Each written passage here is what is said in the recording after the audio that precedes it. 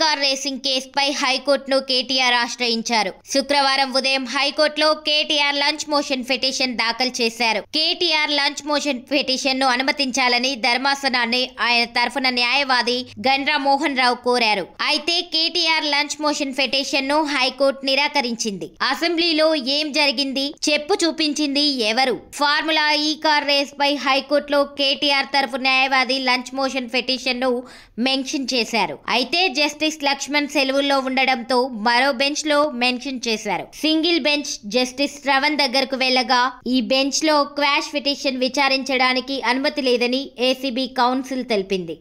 దీంతో చీఫ్ కోర్టులో lunch motion ను కేటీఆర్ న్యాయవాదులు మెన్షన్ చేశారు.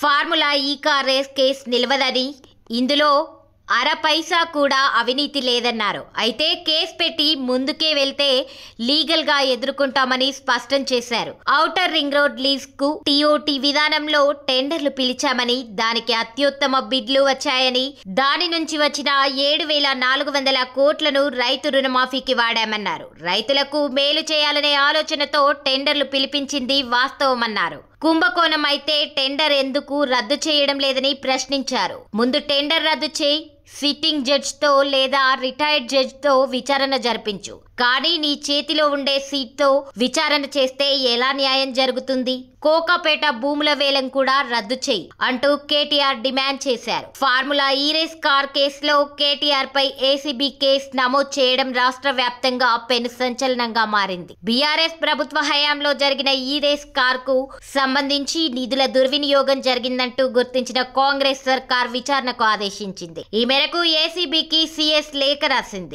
వెంటనే రంగంలోకి దిగిన ఏసీబీ ఈ కార్ రేస్ కు సంబంధించి క్షుణ్ణంగా పరిశీలించిన అనంతరం అవకతవకలు జరిగినట్లు నిర్ధారించింది. వెంటనే ఈ కార్ కేసుకు సంబంధించి ముగ్గురిపై కేసు నమోదు చేసింది. A1 గా అప్పటి మంత్రి కేటీఆర్, A2 గా ఐఏఎస్ అరవింద్ కుమార్, A3 గా ప్రైవేట్ కంపెనీ సీఈఓను చేర్చుతూ ఏసీబీ ఎఫ్ఐఆర్ నమోదు చేయడం ఇప్పుడు చర్చనీయాంశంగా మారింది.